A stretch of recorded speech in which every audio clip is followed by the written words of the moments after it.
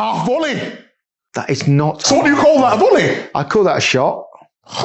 It's just a shot. Ridiculous. You know the last argument we had? 70% of the people agreed with me. 52% of this country voted for Brexit, mate. That is a clip from the Rest is Football podcast. And if you're a football fan, I'm sure you'll have seen these three: Gary Lineker, Alan Shearer, and Micah Richards bantering on your feed. What you might not know is that The Rest is Football is just one of 15 shows in Gary Lineker's podcast empire, Goalhanger. Take a look at any podcast chart and you'll see at least one Goalhanger show. They get 80 million downloads a month, and that clip alone on YouTube got 5 million views. And if you get that many eyeballs, you also make some cash. In 2025, Goalhanger had 250,000 paying subscribers, made nearly £40 million in revenue, and were named Britain's fastest growing private company. The question on my mind is how? How do you become the UK's leading podcast producer only 7 years after launching your first show? How do you convince 250,000 people to pay for something that's already free? And how far could this actually go? This is the rise of Goalhanger explained. The Goalhanger story starts not with podcasts, but with films. In 2014, this guy, Tony Pastor, left his job as head of sports productions at ITV to start his own sports documentary business. And his first project was a hit, getting Roy Keane and Patrick Vieira to discuss their historic beef on camera. This caught the eye of Gary Lineker, former England striker turned Match of the Day presenter. Gary called me after watching Keane Vieira. He said, I absolutely loved that documentary. I'm really interested in the production side of TV. Can we meet up? And we met at a restaurant in Clapham Old Town, and by the end of it, Goalhanger had been born. And for the next few years, Goalhanger Films chugged away, making successful documentaries on the likes of Anthony Joshua and Wayne Rooney. But it wasn't easy. TV was a slow-moving world with tight margins and risk-averse broadcasters. But then everything changed in 2019, all because Tony Pastor tried to buy a book. I went into Waterstones, and 4 of the top 10 books in the history section were about the Second World War. I was a big podcast consumer. I walked back out of the shop and I thought, you know what, I'm going to download a podcast about the Second World War, telling me the stories of the Second World War, and there wasn't one. So he decided to launch his own through Goalhanger, and in April 2019, the World War II podcast We Have Ways of Making You Talk was born, hosted by historian James Holland and comedian Al Murray. And it went surprisingly well.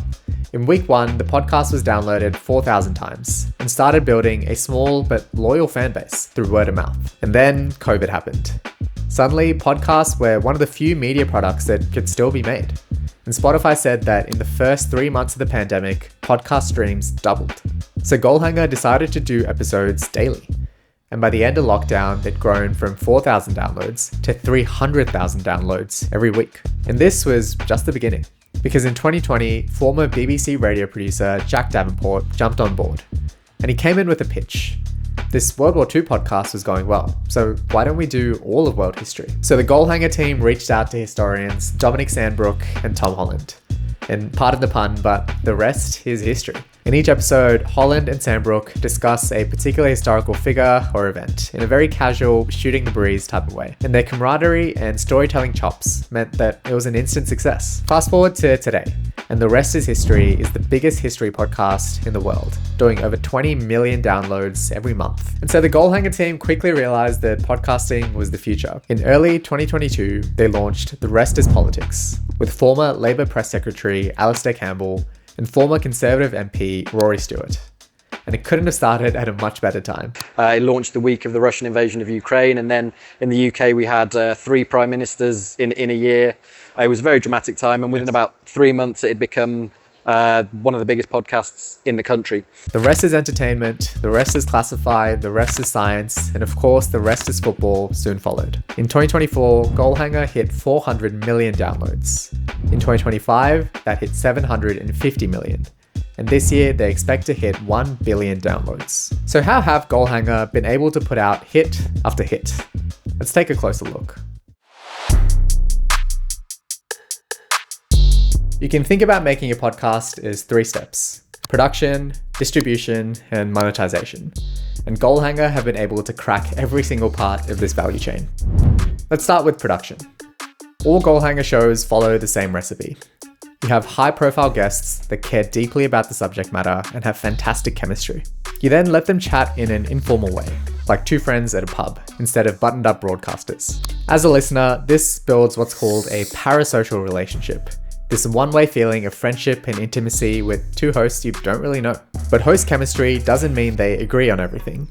In fact, part of the magic is that the two hosts often have differing viewpoints. Alistair Campbell's more left-leaning, Rory Stewart more right-leaning.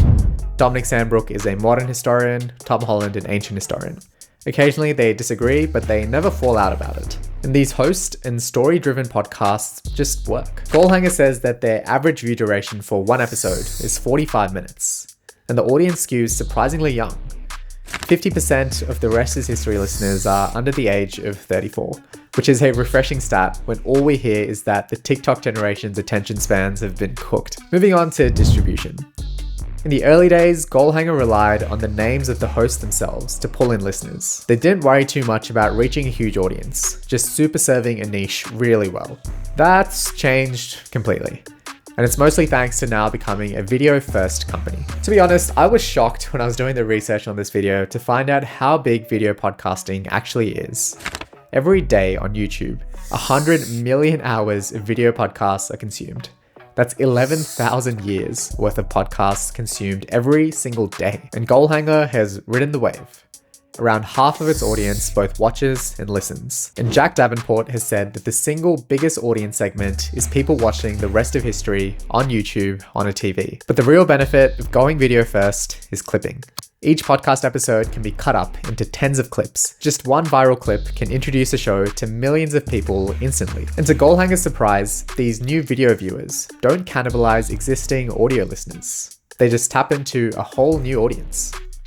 It's the same playbook being run by huge new podcasts like Goalhanger by Amy Poehler and This Past Weekend by Theo Von. And interestingly, Netflix wants a piece of the pie. They paid a reported £14 million to have a daily The Rest is Football show during the World Cup. It's part of their broader push into podcasts. They recently signed a deal with Spotify to distribute 16 podcasts on Netflix. Which brings us to monetization. Goalhanger have done an excellent job of converting all this attention into money, making £37 million last year, which is up from just $500,000 in 2022. The majority of that is ad revenue, and Goalhanger has been partly able to surf the larger boom in podcast ad spending. Over the last 7 years, the podcast ad market has quadrupled. But what they've done really well on top of this is direct monetization. They have over 250,000 members who pay around £6 a month to get early access to episodes, bonus content, and ad-free listening. And they've also nailed live events, going from small comedy venues to iconic stadiums. What ties the monetization strategy together is that the hosts get a share of the profits, meaning the better they do, the more money they make. So clearly Lineker, Pastor, and Davenport have built a cracking business. Which begs the question, where do they go from here? Goalhanger has three main priorities going forward. The first is cracking the US market. In January this year, Goalhanger accepted its first external investment from investment firm the Chernin Group. In a joint statement, Lineker, Davenport, and Pastor expressly stated that this investment would help supercharge their growth in the US. And they're already on the way. US listener share has been steadily increasing, driven by high-profile partnerships like The Rest is History's multi-part series on the Walt Disney Company and the collaboration with Conan O'Brien on the Beatles anthology. The second is doubling down on video. Ironically, Goalhanger has gone from films to audio back to films. Every podcast is now video first, and Jack Davenport has said that YouTube remains the priority growth platform. And the production has scaled to match. The video elements for initial Goalhanger podcasts were no more than glorified Zoom calls. Now you have studio lighting, bespoke animation, and archival footage inserted into every episode. And after the World Cup experiment went staggeringly well, Netflix has signed a 2-year extension with The Rest is Football to do a weekly review of the Premier League. The last piece is Goalhanger Ventures. In May 2026, Goalhanger announced the launch of an investment arm. The thesis is simple. Take equity stakes in up-and-coming creators to help them grow without losing what makes them special. The first investments have been in Backyard Cricket UK and economics channel Invisible Media. All in all, the Goalhanger machine is cranking away, expanding the stable of shows and bringing in new formats, new talent, and new IP. With the podcast market overall showing no signs of slowing down, I think Goalhanger's only getting started. Thanks for watching episode 7 of Playbook. Don't forget to like, comment, and subscribe, and let me know what sports or business story you want to hear about next.